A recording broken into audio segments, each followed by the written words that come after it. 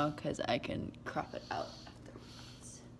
So I'll just remind you, I'm going to be talking to you about technology and like what was popular for you in... I'm on top of the screen. You may want to tilt it a little more. What, like... It's not, yeah, there you go. Well, I had to hold it. I can't hold it there. Put it on top of my shoe.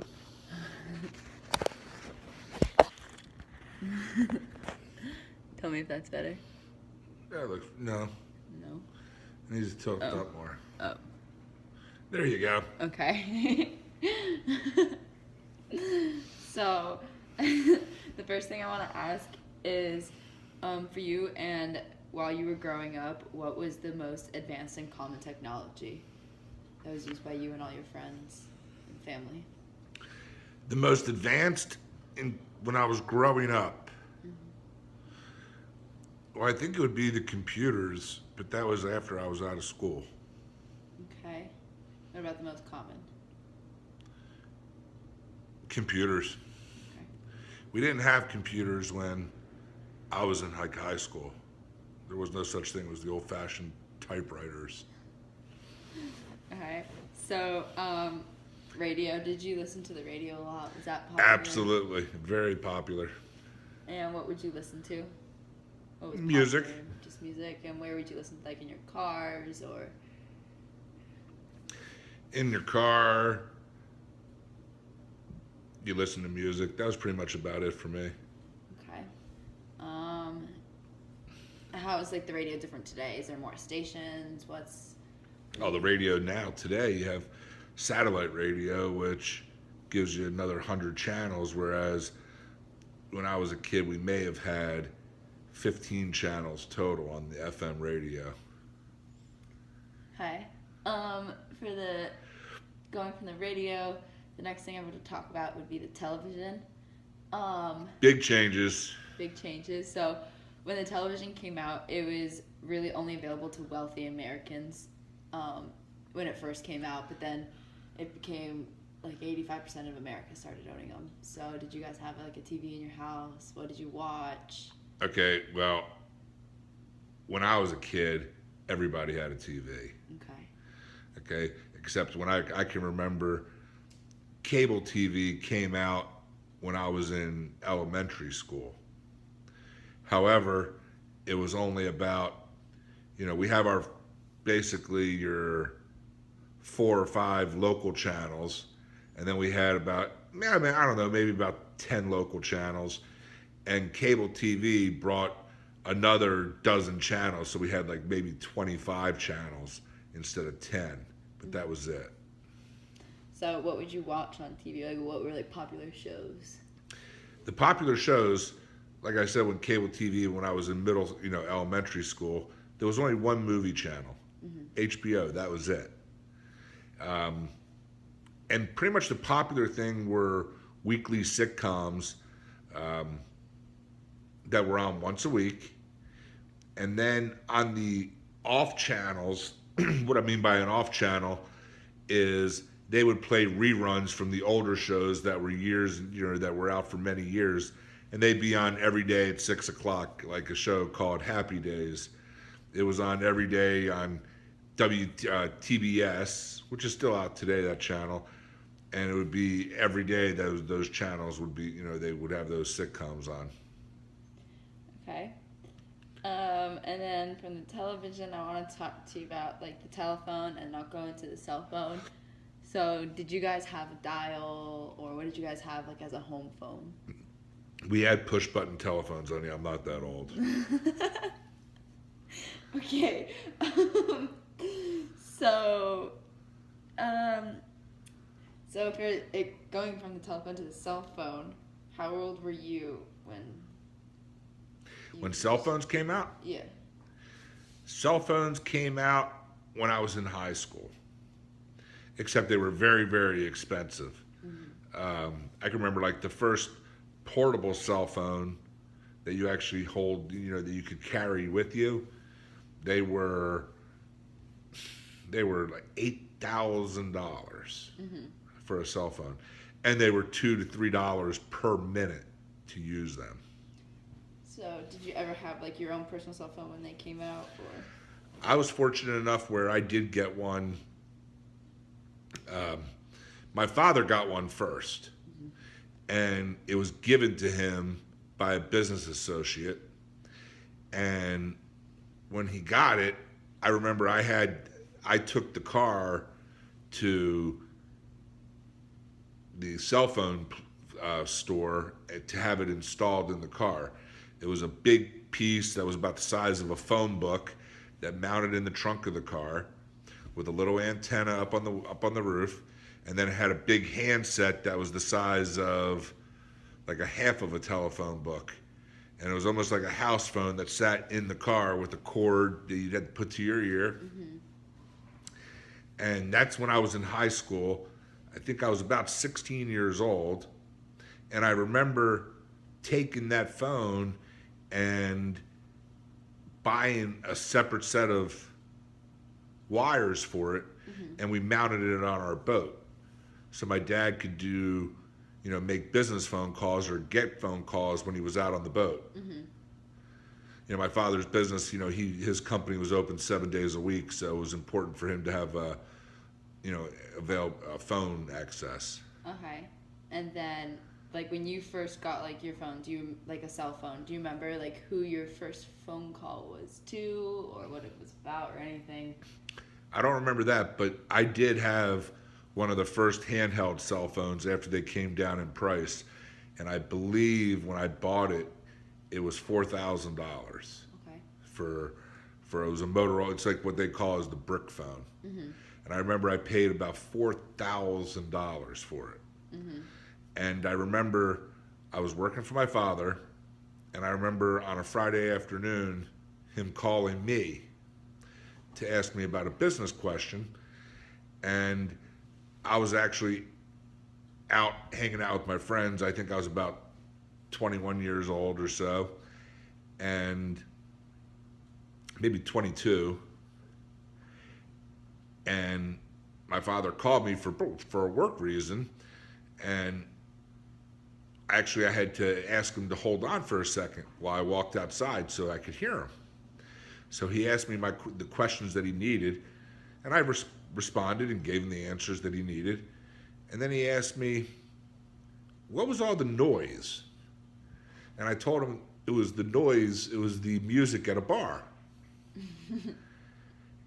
And my father said to me, you know what? It's Friday afternoon at 2:00. I'm sitting at the office just so I can get phone calls. And here you are, you left after lunch. I had a question. You answered it. And you're able to be wherever you want. On your way home, go get me one of those. And that was, he was just so impressed because of the fact that he realized as long as you had your phone, a simple little device, you could be anywhere and do your job. And here I was in my early 20s, and I was out having a good time and still able to work. And he was just stuck in his office. So that was pretty neat. Okay. So, how would you say the cell phones are different now? Obviously, well, size and all, but anything that you like. Back then they were $2 a minute for a voice phone call, which is very expensive. However, you can't put a price on business when you have a job to do. Now that they're affordable for everybody. Phone bills now you can get $35, $40, $50 a month for unlimited phone, for all the minutes you want. And, they've changed the world, especially with text messages. That came out after you were born, text messages. So, they've only been popular for about 10 to 15 years at the most. Okay. Which the text messages allow people to communicate without, in a very time efficient way. Somebody has a question, they just send you one simple text message. Are you available, to meet? Or I'm running late, without having to waste time calling, waiting for you to answer the phone. People can do multitask. They can be sitting on their computer like you are right now and get or receive text messages and keep working on what they're supposed to be working. Okay. So I'm going to talk to you about automobiles, the jet engine, and the boat, like boat stuff. So for automobiles, do you remember what it was like getting your, like what you had for your first car? I remember my first car. Which was? It was a 10-year-old Volkswagen with no floor. No floor. It had no floor in the back. It was completely rusted out. Uh-huh. The car, the engine consumed so much oil that I'd have to put a quart of oil every time I got gas. Mm-hmm. I'd have to put a quart of oil in the engine. Really? Yes. Okay. So, do you remember like what it was like trying to get like your driver's license? You remember like the test you had to take? Because I know, did you have to parallel park? Because we don't have to parallel park now. You didn't? Mm-mm. Oh, you didn't. That's right. Yeah, it was very simple. You just got behind, you took a brief written question test, just like today, at the DMV. And you went for a ride with somebody and just drove around the car. It was really simple, about the same as it is today. Mm-hmm.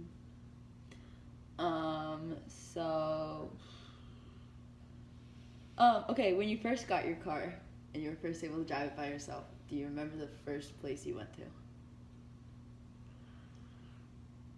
I know I went to Dairy Queen, or Menchie's with Rachel, and I stayed out past my curfew.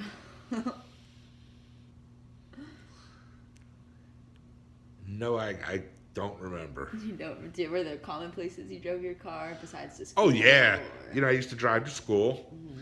and then back then, all the kids like my age, we used to pile in each other's cars, and we would drive from parking lot to parking lot on Friday nights just to hang out with all your friends. Like you just chose like a parking lot at like behind a restaurant, and then everybody would meet there, and then when the people would force you out of there, then you'd drive to another parking lot. You just bounce back and forth. And also back then, Fort Lauderdale Beach was a lot different than it is today, and that was, people used to call it cruising the strip. Mm-hmm. Where you would just get in your car, roll down the windows, play the music, and you would drive down the beach where everybody was walking up and down the beach. Mm-hmm. Okay, and then the jet engine, so for planes mostly.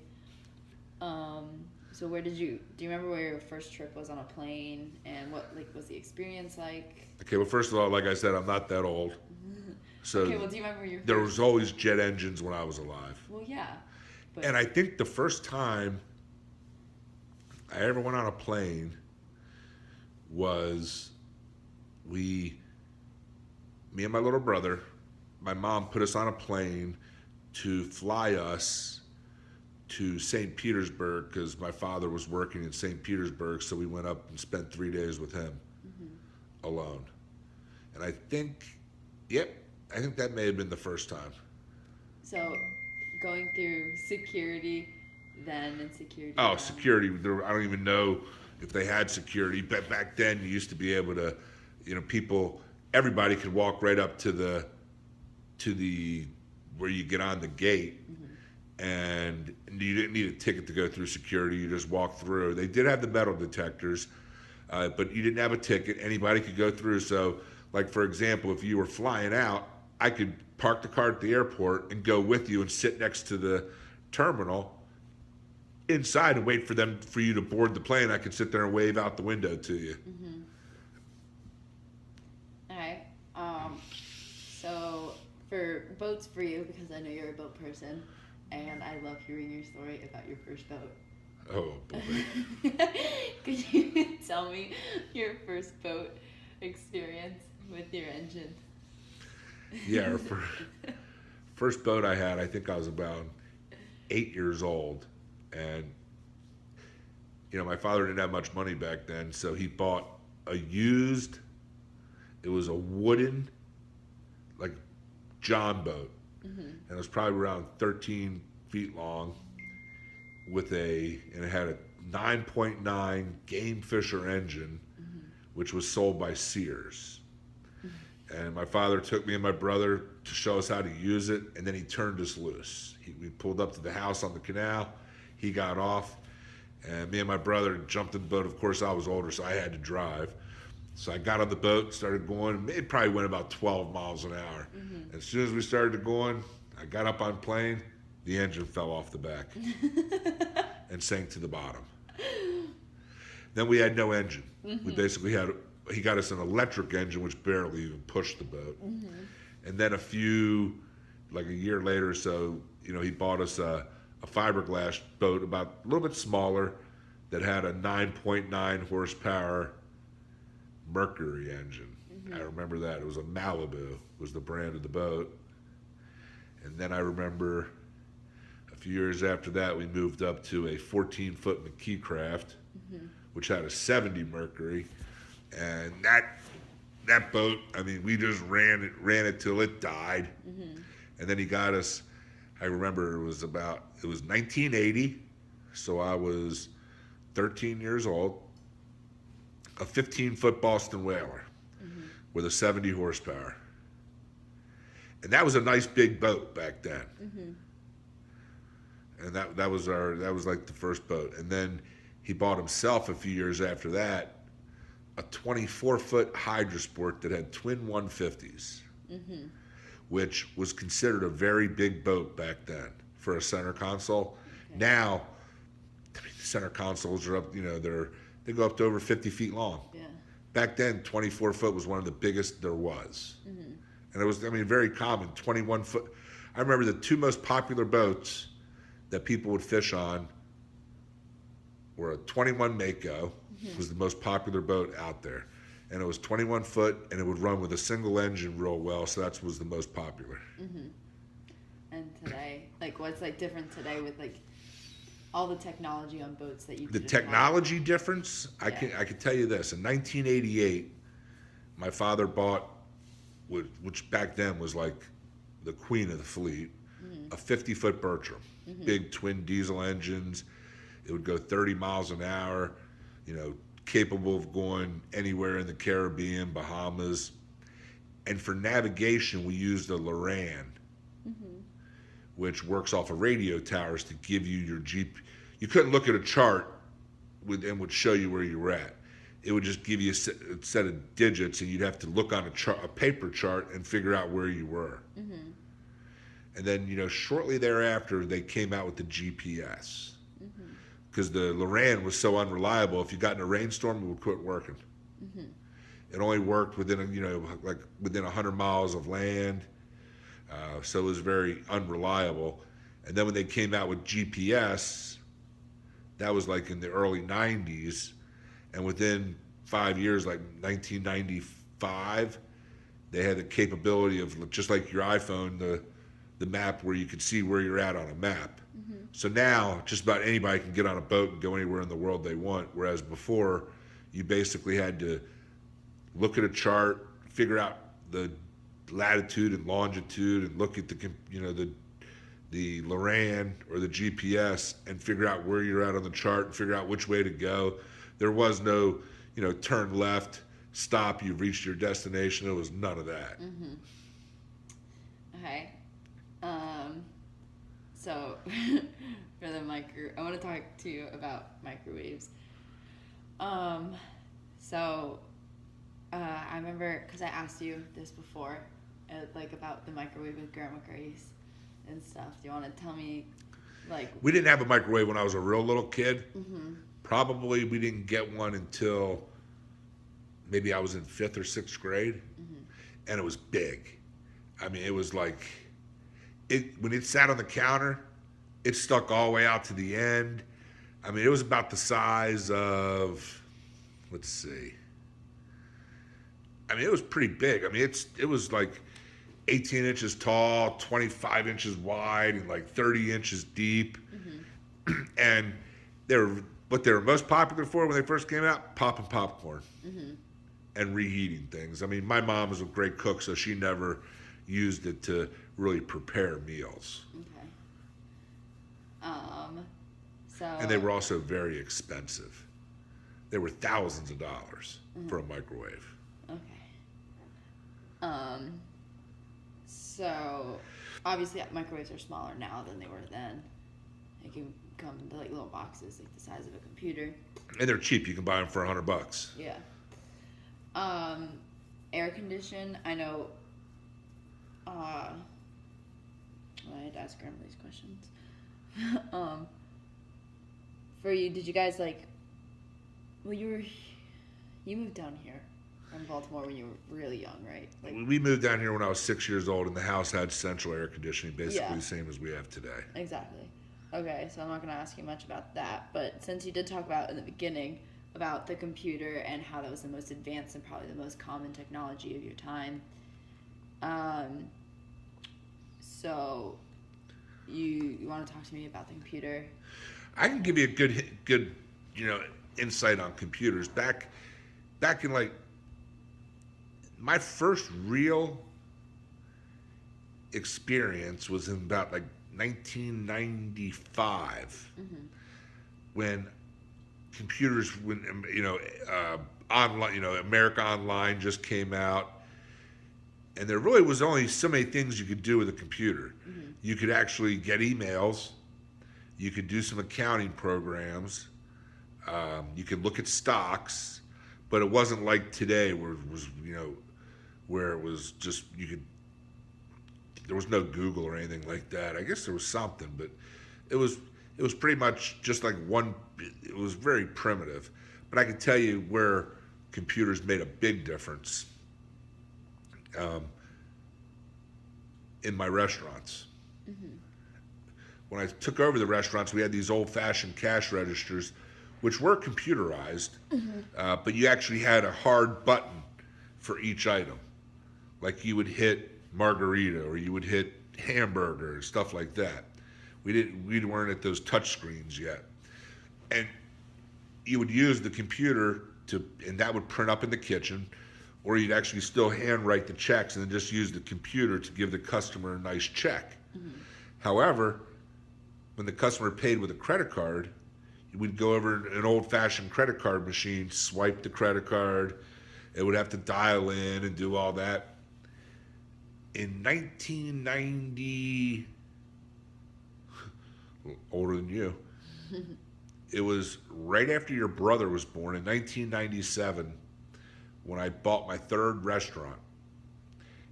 It had a fancy computer system, one of the ones touch screen and everything. And I decided, you know what? Let me give it a shot and use it. It was so efficient and saved so much time that I ended up buying it from my other two restaurants that I already had open. And then from my fourth restaurant, which I opened up 2 years later, actually the year you were born, I opened it up, 1999. And that computer, for example, where one of my jobs to do the accounting for the restaurant used to take about, you could spend about 10 hours a week on this one job, basically balancing all the sales and the credit cards and the deposits and everything. Those fancy computer systems took that job from 15 to 20 hours a week to 2 hours a week. Okay. So, it really freed up time for me to be able to concentrate on running the restaurant versus just sitting in the back counting, looking through manual checks and credit card receipts and all that. It just simplified everything. So, yeah, computers have changed so much where I couldn't even imagine. Computers now, I can handle checkbooks myself for all my companies, whereas before that would be a job for two people. I can just program in things, hit buttons, and the checks just print themselves. Okay. I need to talk to you about 9/11. And I remember it well. Yeah. Well, do you remember what, watching it on the news, and where were you and such like that? If you can. Back then, I was I was in the restaurant business, so most of my work was, my average day started around 11 o'clock, um, and went work till 2, 3, 4 o'clock in the morning. I remember being home, and your mother came in and told me her mom, your grandmother, Marlene, called her and said a plane just crashed into the World Trade Center. Mm-hmm. So I immediately jumped out and turned on my TV and was watching the live news. And while they were talking, I was watching it live when the second plane hit the building. Mm-hmm. And I was watching it live right there. And how would you say, like, the technology, like the TV helped you? Like, getting all that information and... Well, I mean, when I was a little kid, it would have been, people would have never have known because, So it helped get the news around quick. The cell phones. Mm-hmm. I mean, everybody's accessible. I mean, like, I can remember when, if I wanted to call somebody when they lived at, when all they had was a house phone, if they weren't at home, you just never got a hold of them. Uh-huh. You'd leave a message on an old-fashioned machine, and whenever they got home, hours and hours later, they'd call you back. Now it's unheard of. You can basically reach people 24 hours a day. I mean, all day, every day where they're at. Mm-hmm. So the technology of, now it's like I get news flashes on my phone that tell you when something happens. Yeah. So speaking of news and all of that, what about the, I forgot it's like, with the, rockets, spaceship, they went up and the one blew up with the teacher in it. I remember that. I was watching that. Did you watch it from beginning to end, or did you watch it because... I was watching it live, and I can't remember. I may have been... I remember the lady's name was Sarah McLaughlin, or no, Sarah... There was a teacher on board. Mm-hmm. Sarah something. There was like 7 people on board, right? It started with McLaughlin or McGill, something like that. Yeah. I believe we were watching it live at school, because that was a big deal. Yeah. That was the once or twice a year that they would shoot a rocket up was... So you started from from the launch, and then you guys watched it in the air. Yeah, I think it was in school. Was it school? I'm pretty sure it was in school that we were watching it. Mm-hmm. They would put us all in a room that had a TV, so we could watch certain, big things like that. Mm-hmm.